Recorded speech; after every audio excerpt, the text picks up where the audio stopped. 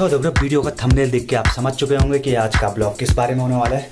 तो दोस्तों आज हम बताने वाले हैं ब्लॉगिंग के लिए मोबाइल ठीक रहेगा या फिर DSLR या किसी अन्य प्रकार का कैमरा। तो चलिए शुरू करते हैं।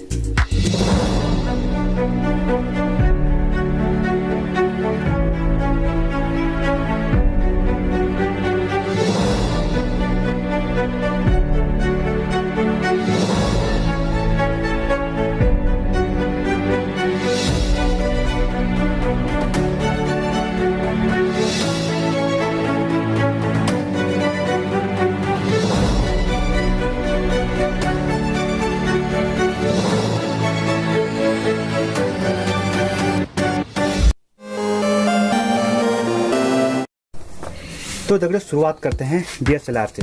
दोस्तों DSLR का इस्तेमाल क्यों किया जाता है? DSLR का इस्तेमाल ज़्यादातर फोटोग्राफर फ़ोटो खींचने के लिए किया करते हैं। जैसे मैं कभी फ़ोटोग्राफी किया करता था तो उस टाइम मैं DSLR का यूज करता था।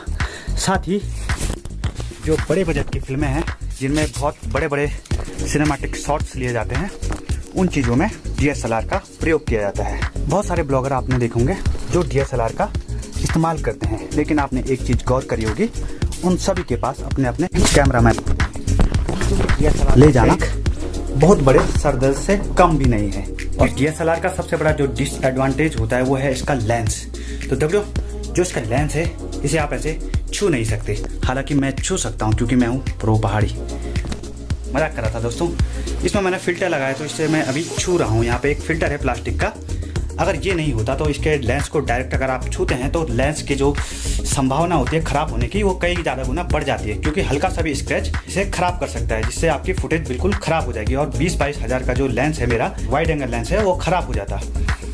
तो इसे हम छू नहीं सकते, हालांकि फ़िल्टर वगैरह लगा सकते हैं। इसके अलावा भी बहुत सारी कमियाँ हैं जो DSLR में है। मतलब आप अगर एक भीड़ भाड़ वाली जगह में जा रहे हो और आपके गले में एक DSLR लटका हुआ है और बैग में आपके लेंस रखे हुए हैं DSLR के बहुत सारे अलग अलग, तो आपको फिक्र सताएगी। और साथ में जो आपके गले में लगा हुआ जो DSLR है उसे भी बचाते हुए चलना है, क्योंकि इसका लेंस होता है जो बहुत ही ज़्यादा सेंसिटिव होता है। अगर ये कहीं पे टकरा गया किसी चीज़ से, दीवार से, पत्थर से, तो ये पूरा DSLR ख़राब भी हो सकता है।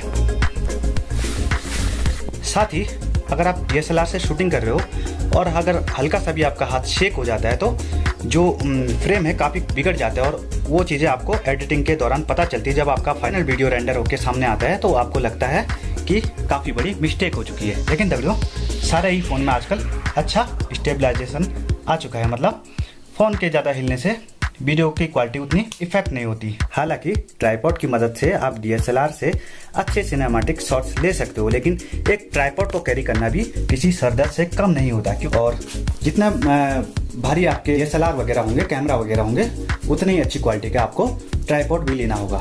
तो एक कैमरा का झंझट हो गया, दूसरा लेंसों का झंझट हो गया और तीसरा ट्राइपॉड का झंझट हो गया। आपको ट्राइपॉड भी लेके कैरी करना पड़ेगा।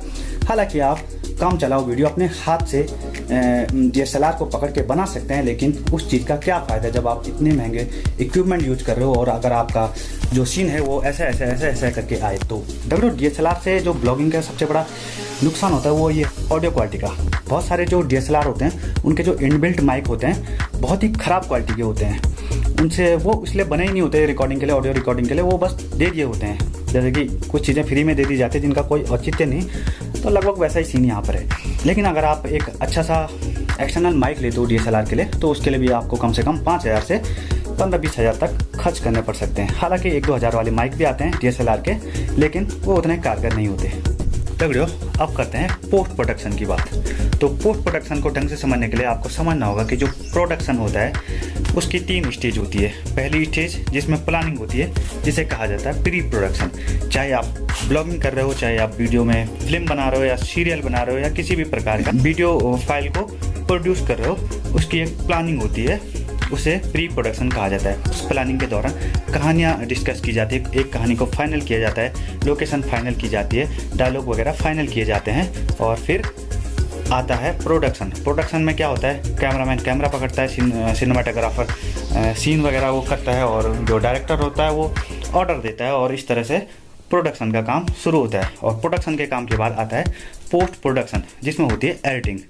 यानी कि सारी की सारी जो फाइलें जो हमने शूट की होती है उसको जोड़ जाड़ के एक वीडियो बनाना होता है, उसी को कहते हैं पोस्ट प्रोडक्शन। तो दोस्तों अब मैं आपको बताता हूँ, अगर आपके पास एक DSLR है अच्छा वाला और आपके पास एक लो बजट PC है, तो पोस्ट प्रोडक्शन में बहुत बड़ी डिसएडवांटेज है DSLR का होना है। क्योंकि अगर आपके पास एक DSLR है अच्छा वाला जो कि अच्छे क्वालिटी में वीडियो बनाता है, तो चांसेस है कि आप उसकी लो क्वालिटी में तो वीडियो बनाएंगे नहीं, हाई क्वालिटी में बनाएंगे। जो अच्छे वाले DSLR हाई क्वालिटी में वीडियो प्रोड्यूस करते हैं वो करते हैं रॉ फॉर्मेट में। रॉ फॉर्मेट का मतलब DSLR एक ऐसे फॉर्मेट में आपकी जो फाइल प्रोड्यूस करेगा जिसे आप 2K 4K 6K 8K जितने भी K में बाद में कन्वर्ट कर सकते हैं।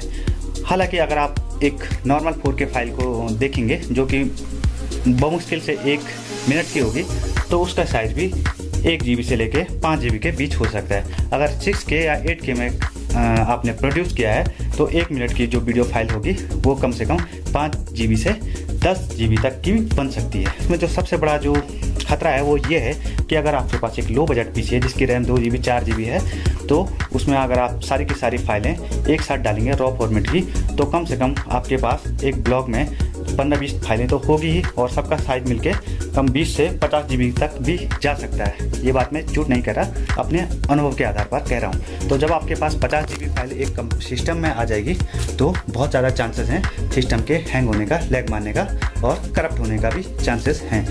ऐसा भी हो सकता है कि आपने 99.9% जो एडिटिंग पूरी कर ली हो और मात्र 0.1% आपका काम रह गया हो, और उसी बीच आपका सिस्टम टैप हो जाए और फिर से आपको दोबारा से एडिटिंग करनी पड़े। तो देखो ये थे DSLR से ब्लॉग बनाने के डिसएडवांटेज।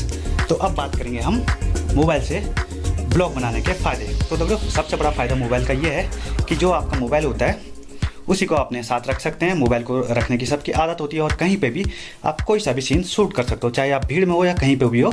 आपको घबराने की ज़रूरत नहीं है, सिर्फ मोबाइल निकालना है और शूट करना है।